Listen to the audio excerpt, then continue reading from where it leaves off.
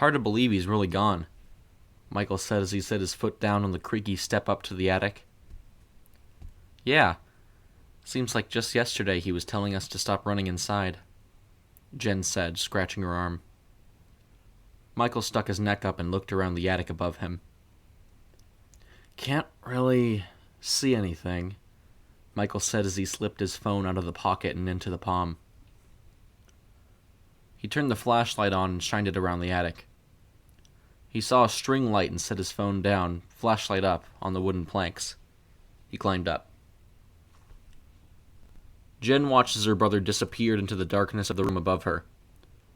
He turned around to face her. You coming? He asked, getting down on one knee. Yeah, she responded. She stopped scratching her arm and stepped up onto the ladder. A few rungs later and she was inside the attic with Michael.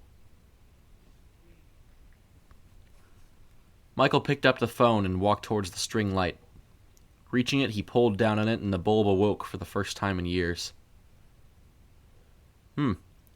Place must have not seen much use when Dad got older, Michael said as he shut his flashlight off and slipped his phone back into his pocket. He heard a sniffle behind him. He glanced back to Jen, who was wiping tears from underneath her eyes. He turned his body and stepped close to her. He stretched out his hand and rubbed Jen's arm. It's okay. Let's just look around for a minute, then we'll go back down, all right? Michael said, dark bags under his eyes.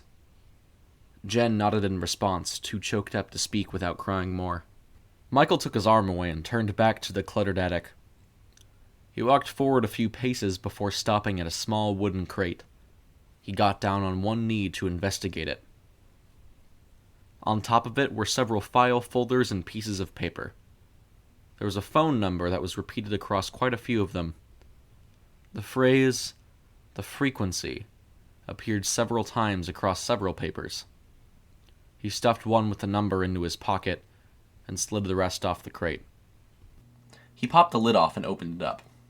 Inside were mostly small trinkets and older, antique-looking items. Michael pulled a strange-looking wristwatch from the crate. He held it in his palm, rotating it slightly. "What's that?" Jen asked.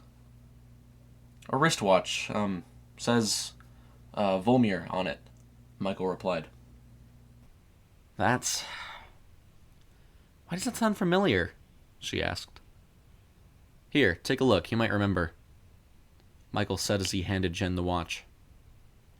She took it from him and stared at it for a few seconds while Michael continued to rummage around the crate. "Oh, wait, I think I remember this now. It's the wristwatch Dad got appraised when I was a kid," Jen said aloud. Michael pivoted slightly, still remaining crouched, and looked up to Jen. "I don't remember that." "Well, when I was really young, I was sick one day and stayed home from school. Mom was at work and Dad was here taking care of me. Said he'd been meaning to get it appraised for a while. He figured the fresh San Fran air could help my cold," Jen responded. We went to this weird antique shop. The guy told him it was the rarest thing he'd ever seen, that it was an attractant or something for strange things. God, feels like such a long time ago," she continued. Michael's eyes fell to the floor. The two were silent for a while. "Too bad nothing strange ever really happened to us," Michael said as his voice penetrated the quiet. Michael continued to look through boxes and small containers that littered the attic. He ripped open the tops of taped-up cardboard boxes that sat idle, collecting dust. "I think I'm going to go back downstairs," Jen said aloud. "All right, I'll be down in a second," Michael replied as he patted the top of a box. Jen slipped the wristwatch into her pocket and descended down the ladder. Michael rested on a single knee for a few moments, absorbed by the fresh silence around him. As he stood up, he wiped a thin layer of dust he collected on his hands, his gaze wandering up to blinds that hung on the wall several feet in front of him. He stood there for a moment. He extended his foot, stepping over several containers scattered messily across the floor. His hands reached for the drawstrings, and by his request, the blinds quickly ascended, revealing a distant view of the Golden Gate Bridge. Michael stared out for a few seconds. "See you later, Dad."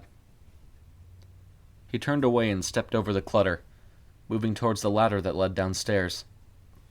As his feet touched the navy blue carpet below the attic, he folded up the ladder and pushed the entrance up in the ceiling, closing up the only route. Michael made his way through the room, intent on getting outside. He reached the front door and opened it, his fingers wrapping around the silver doorknob. Twisting it, Michael pushed it open and stepped out into the crisp air. He gently shut the door behind him, taking several seconds to stare off to the street in front of his house. Standing with his hands at his sides for a few seconds, Michael reached into his pocket and proceeded to pull out the piece of paper with a hastily written phone number on it. He glanced at it for a few seconds. He reached down to his other pocket and pulled his phone out. He glanced between the paper and his phone, dialing the number. He reached the end of the number and stopped for a moment. He stared at the call button. He tapped it and held the phone to his ear, looking out into the deep black sky of San Francisco. "Hey there, welcome to the frequency. You're on the air. What have you been up to tonight, caller?" The voice asked. "Is this the frequency?" Michael responded. "It most certainly is. Strangest radio station around. I take it you're a first-time caller?" The voice asked. Yes, I am. But I think maybe my dad wasn't," Michael said, speaking up. "Your father? Now who might that be?" the voice questioned. "He passed away a few days ago. We just had the funeral," Michael said, looking at the ground before scratching his face. "Well, that's certainly sad. Sorry for your loss," the voice replied. Yeah, it's been tough. My sister and I were up in the attic, and we were looking through some of his old stuff. I found what I now know is your station's number, written on a whole bunch of papers up there," Michael said, looking out into the darkness of the cold night. Well, what was your father's name?" the voice asked.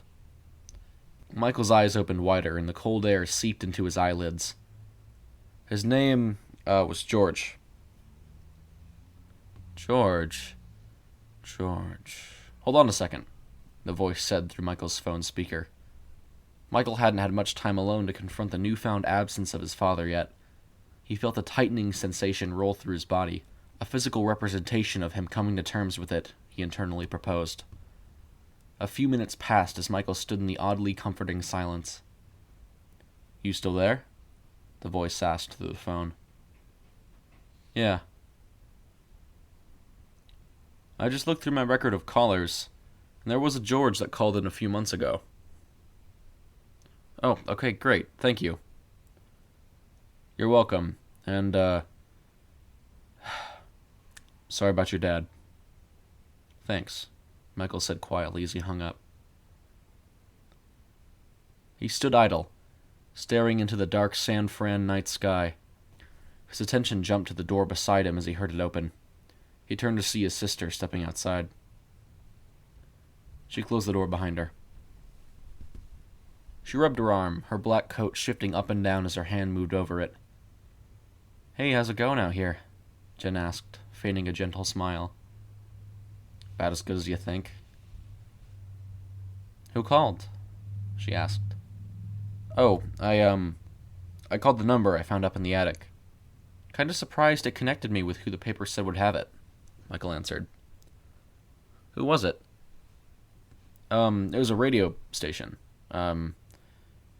It's called The Frequency." "The Frequency," Jen repeated quietly. I guess I'm not sure why I called.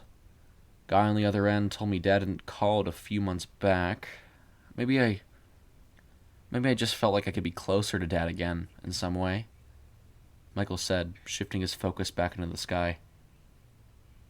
He heard Jen sniffle and was drawn back to reality. She partially covered her face with her hand, obscuring it from Michael's view. She didn't want him to see her crying. Michael stepped closer to her, rubbing her shoulder, exhaling hot breath quietly into the chilled air around them. Jen couldn't hold it together anymore and broke down. Tears streamed down her face. Jen moved to hug Michael, and the siblings wrapped their arms around each other. "It's all right, Jen. It's gonna be all right," Michael said, trying to comfort his sister. Several minutes passed of them holding each other in the quiet, thinking about the past few days they'd had. Michael gently pulled himself away from Jen, holding a hand on her shoulder for a moment. Jen wiped the tears from her eyes and cheeks.